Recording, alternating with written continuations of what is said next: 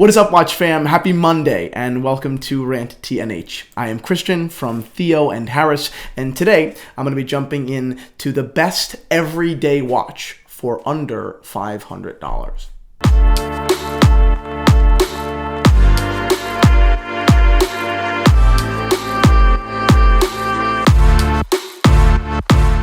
Okay, but before we jump into today's episode, we'll do a quick wristwatch check. I am wearing a watch that's actually hitting the Theo and Harris Watch Shop tomorrow. A beautiful Rolex reference 1601.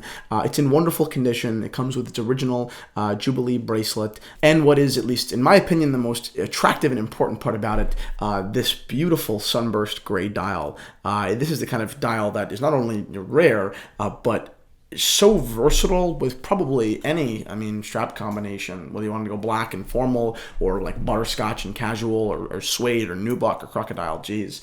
But I guess that's kind of why I love Datejust so much. You know, they're endless. The possibilities are endless. Anyway, this watch will be for sale at theoandharris.com tomorrow, bright and early, 9 a.m. I believe. But anyway, let's get into today's topic. We're talking about the best everyday watch for under $500.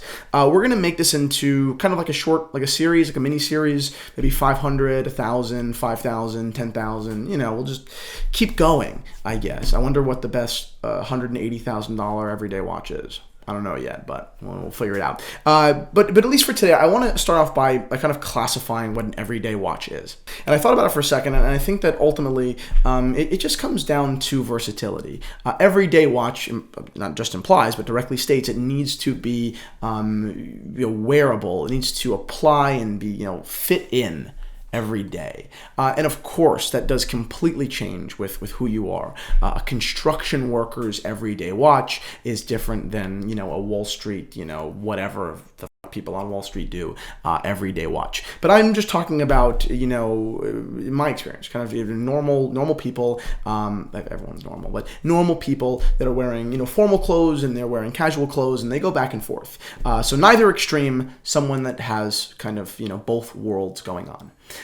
So I'm going to tick off a couple of watches that I would have, considered. And the reasons why I think that they, aren't the best everyday watch. First was by Frederique Constant. I really love Frederique Constant, and here's some of the watches that I love. I love the date model here. It looks like a Patek, which I have no problem with. I love their world timer. There are a couple beautiful models. Then they make this watch, which I just believe they call the classic. It's a quartz watch. It's very refined. I picked the watch because of really my respect for the brand and the beauty of the watch itself. But I would have recommended it on eBay or something like that from a reputable seller at 2 or 3. That brings value. But the reason I didn't is simply because of the design. It's not an everyday watch. It's not a watch that you could wear really, or most people would be comfortable wearing, with a t-shirt and jeans. Sure, could you change the straps? Yes, but still, it's much more at home, I think, beneath a cuff, in a suit than it is anywhere else. So unfortunately,